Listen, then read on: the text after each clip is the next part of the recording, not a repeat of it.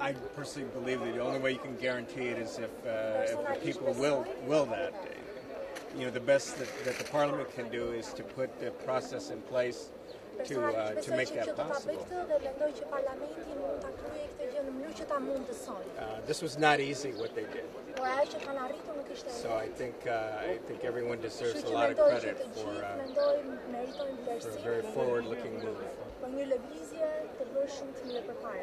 I hope that the next step is in the direction of immunities as well. Mr. Ambassador, it's fair to say you put in some sort of pressure to Albanian politicians in order to pass the law, but the Socialist Party is saying it has to be some steps taken until the process of the voting. What is your view on that? You're talking about immunities? Yes. Well, first of all, I think everyone in principle agrees, in fact, is very vocal about the fact that immunities should be lifted.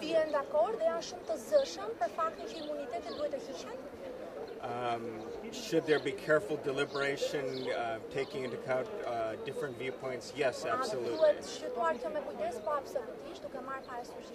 But you know, let's be honest. This is not new legislation. This is not something that just happened overnight. This is something that people have been studying and looking at for over a year now.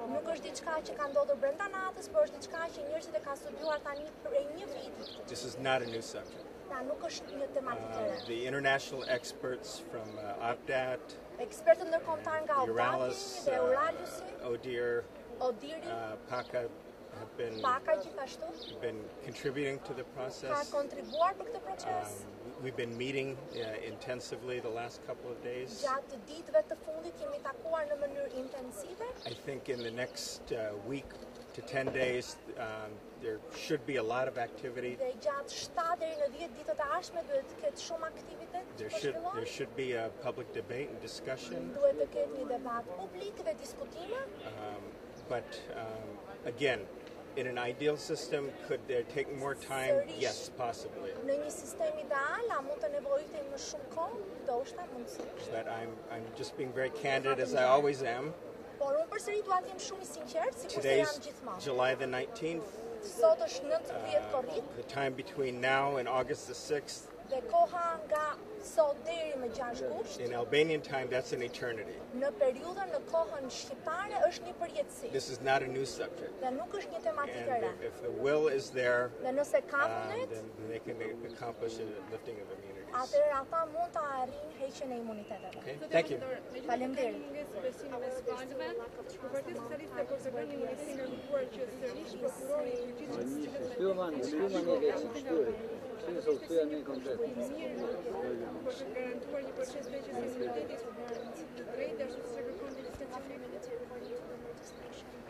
Well, you talk about the lack of trust, and that's a sad fact. But I'll be honest with you. I didn't think they would be able to pass this electoral code reform. I really didn't think they'd be able to. And I think, I actually am sympathetic to Mr. Dule, Mr. Okera, Mr. Mediu, the small parties.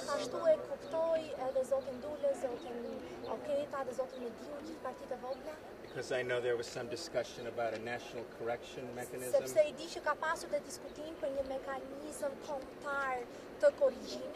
And apparently, obviously that was not possible this time. Maybe that can be addressed in the future. But to be honest with you, I didn't think they would be able to pass the electoral code. I actually lost a couple of bets because I bet that they wouldn't be able to do it. So if they can do, you know, even with the lack of trust, if they can come together on this, then they can do it on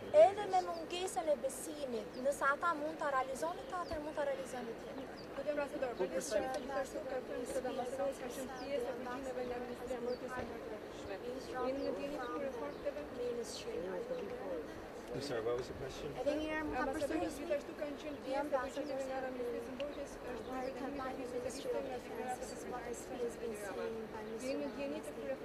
Are you aware of this?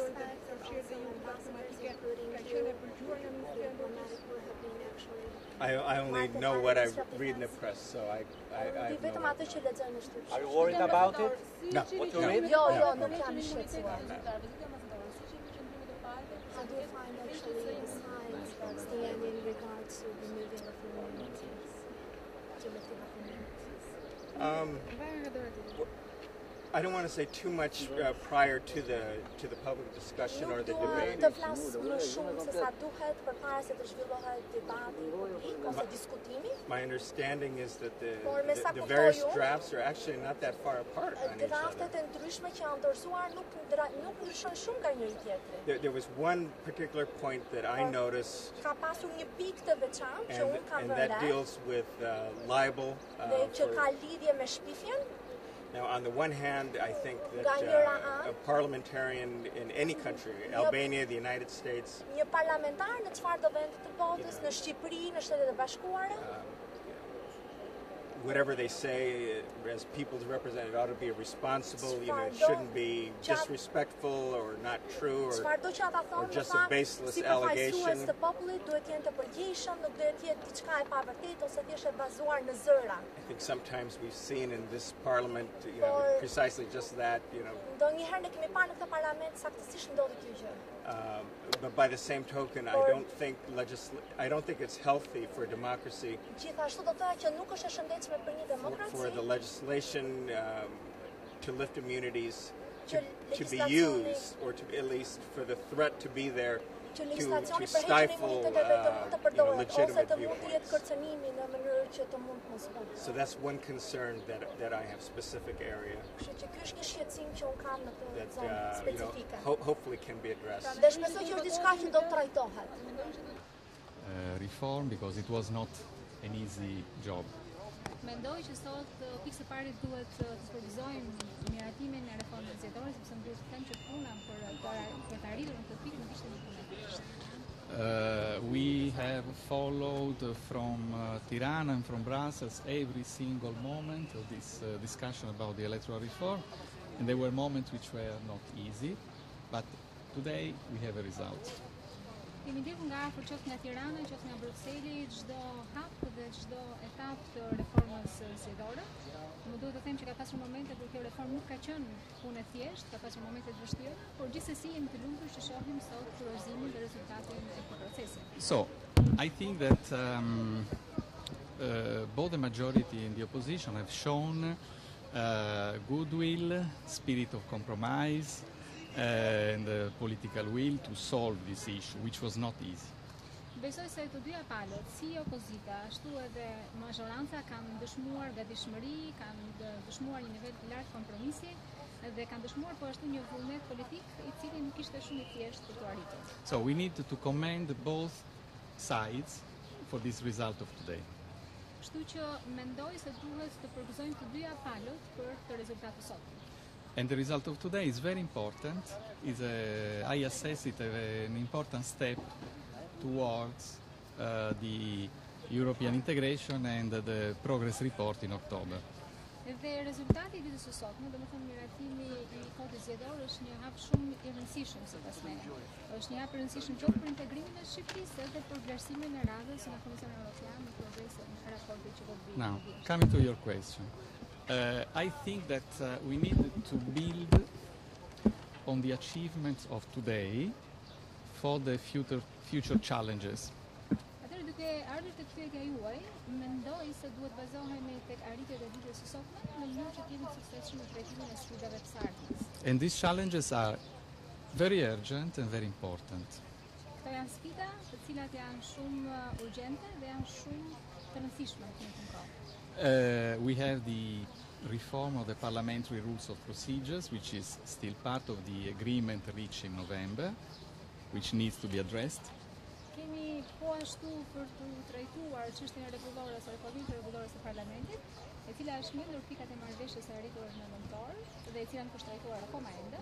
And we have the issue of immunities, removal of immunities, reform of immunities according to European standards.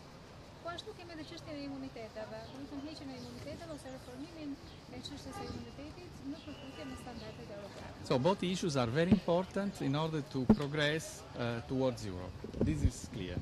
Të dy këto çështje janë shumë të rëndësishme në mënyrë që të bëhen hapa përpara drejt integrimit në Bashkimin Evropian. Kjo gjë është e sigurt. And they are urgent.